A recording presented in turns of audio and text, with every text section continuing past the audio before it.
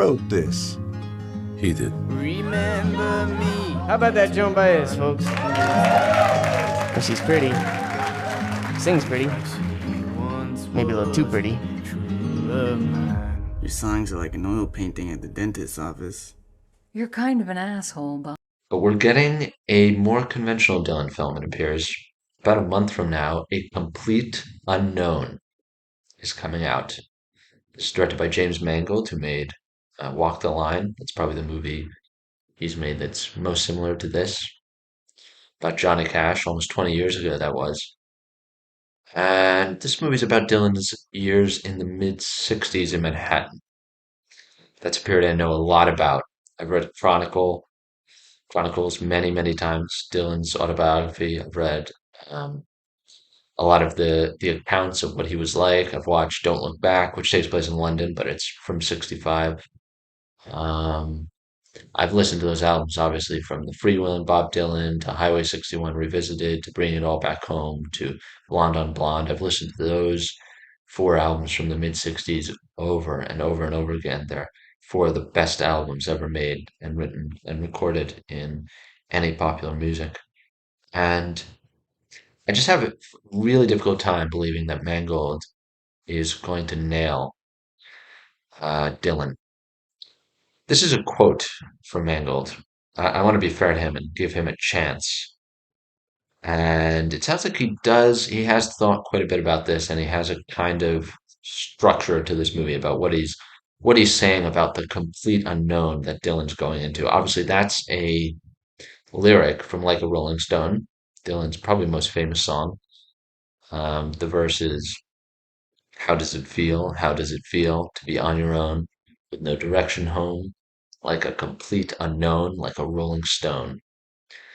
Um, that's really said viciously and in a taunting way by Dylan in the song. He's talking to somebody else and he's telling him, you deserve this. And now you get to feel hurt as you've hurt other people. You're on your own. Strange that Mangold wants to turn that around and describe Dylan as heading into a complete unknown. And it feels like from this quote, this movie is kind of going to climax after he goes electric and is kind of rejected by the folk community, or maybe after his motorcycle accident, which takes place shortly after that in 66, 67. Anyway, this is Mangold's quote. When I first met Bob, one of the first things he said to me is, what's this movie about? Good question, Bob.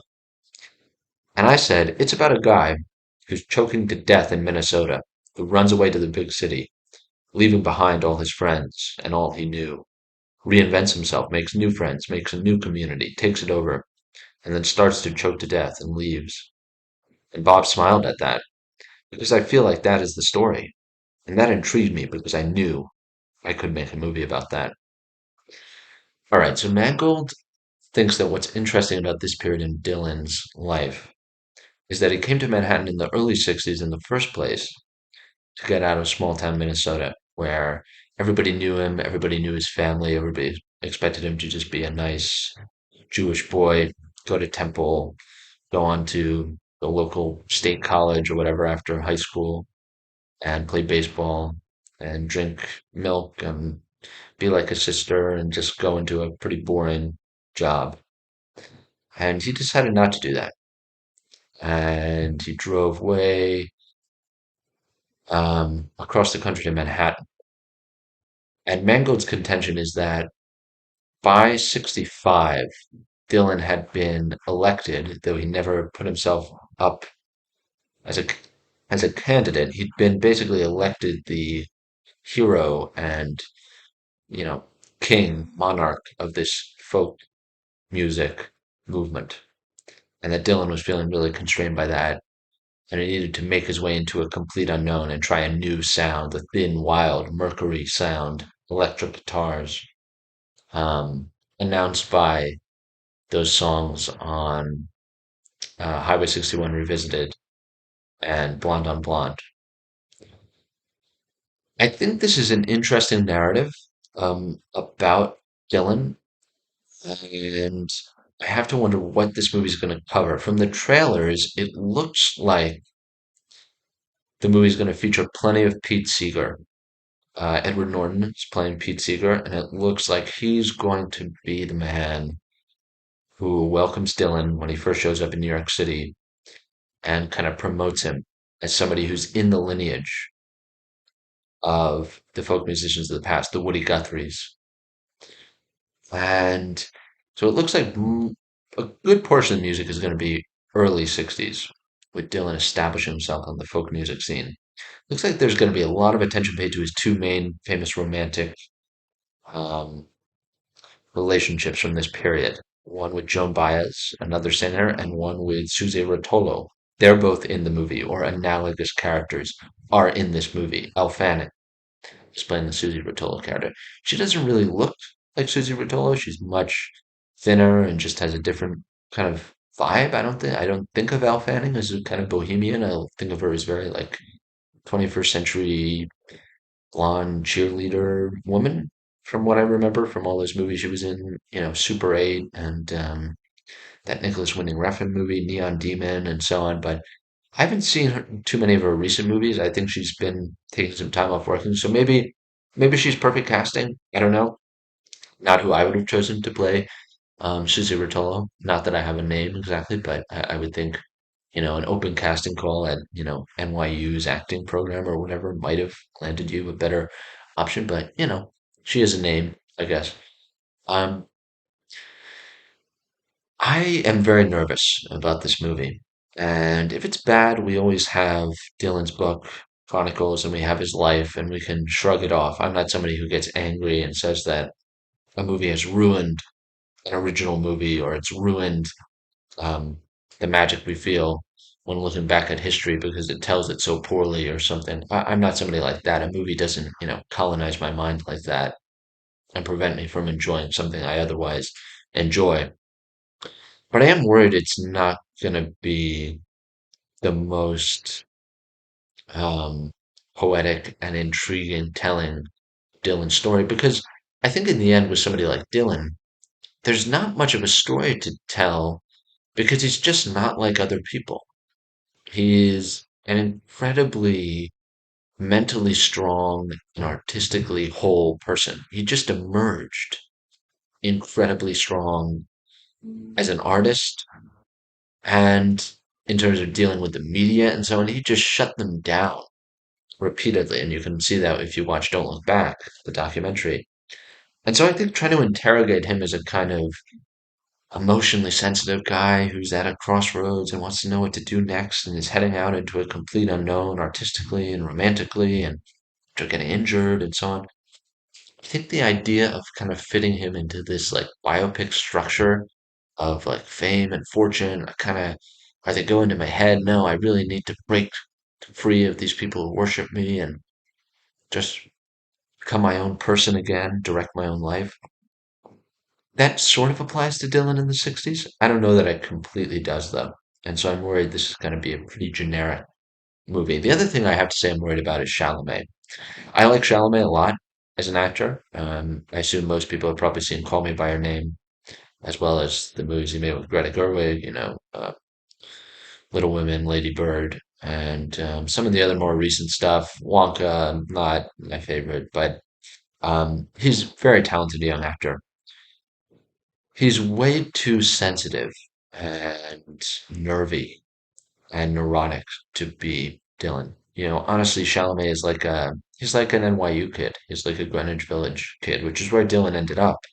But Dylan grew up in Minnesota, and he has that kind of Midwestern stubbornness to him, and not the soul of a kind of sensitive, um, poet who would walk into, the new school today and state his pronouns and, ruffle up his curly hair and, preen himself in the mirror or whatever.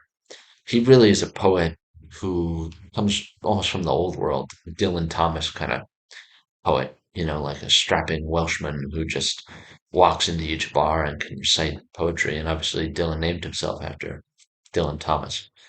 Um, I just don't like the casting choice. There's something really kind of fey and strange about Chalamet in general that really works for him when he's playing a very young, sensitive boy um, who is still growing up.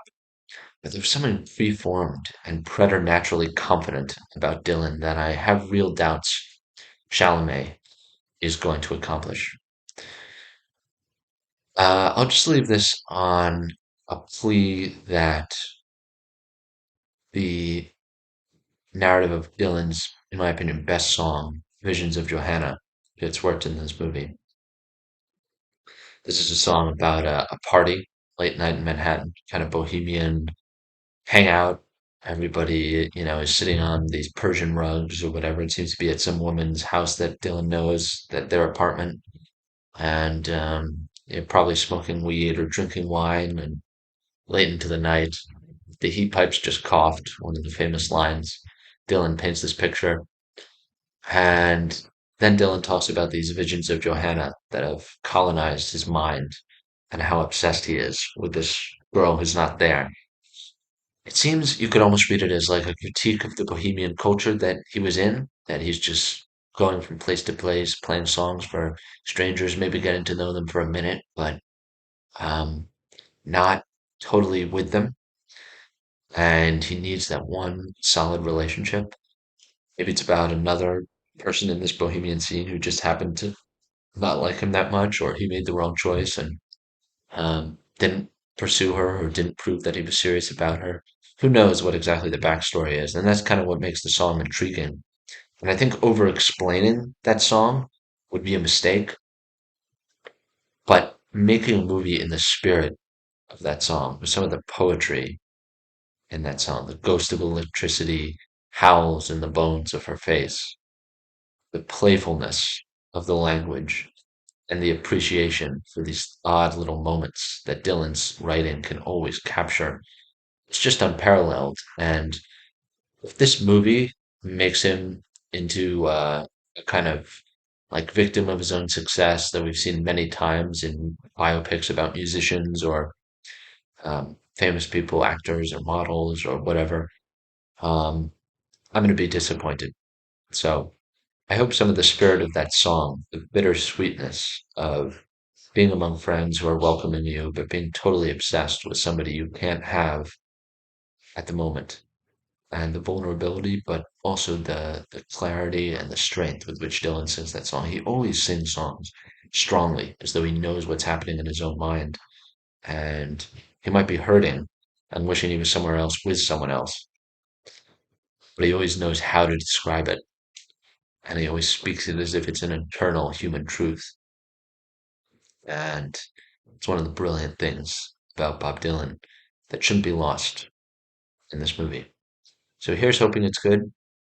If not, we'll always have Bob Dylan, his music, and that's enough